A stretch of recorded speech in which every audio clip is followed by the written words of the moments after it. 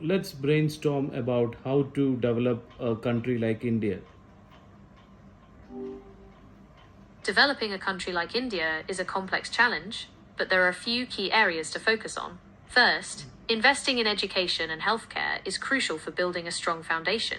Second, promoting sustainable economic growth that benefits everyone, not just a few, is essential. Finally, strengthening infrastructure Developing a country like like India roads, is electricity, definitely and a internet big access undertaking. can It connect involves people tackling and issues create like poverty, opportunities. healthcare, and education, while also focusing on building a strong economy and infrastructure. It's a complex puzzle with many pieces.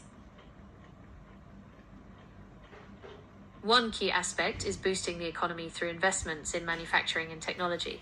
This creates jobs and opportunities for people. Additionally, focusing on sustainable agriculture and rural development can uplift a large portion of the population. What are your thoughts on balancing industrial growth with rural development?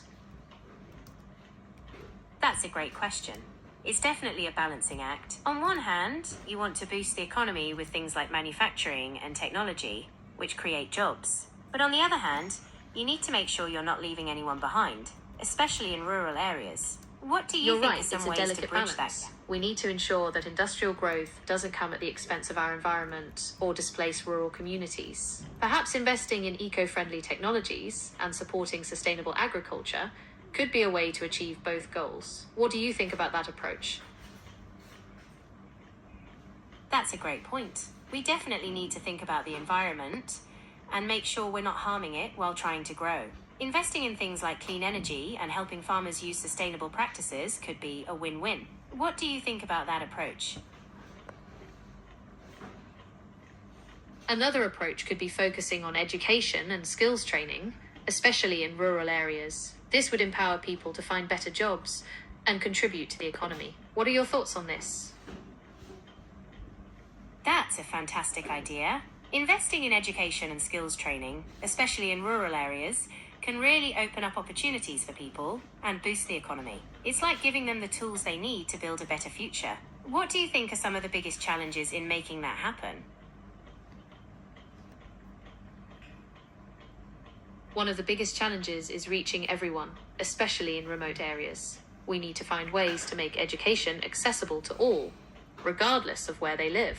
Another challenge is ensuring the education provided is relevant to the job market so people can find meaningful employment after their training. What are your thoughts on tackling these challenges?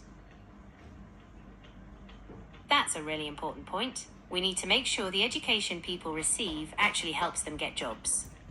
Maybe partnering with local businesses to understand their needs could help tailor the training programs. What do you think about that idea?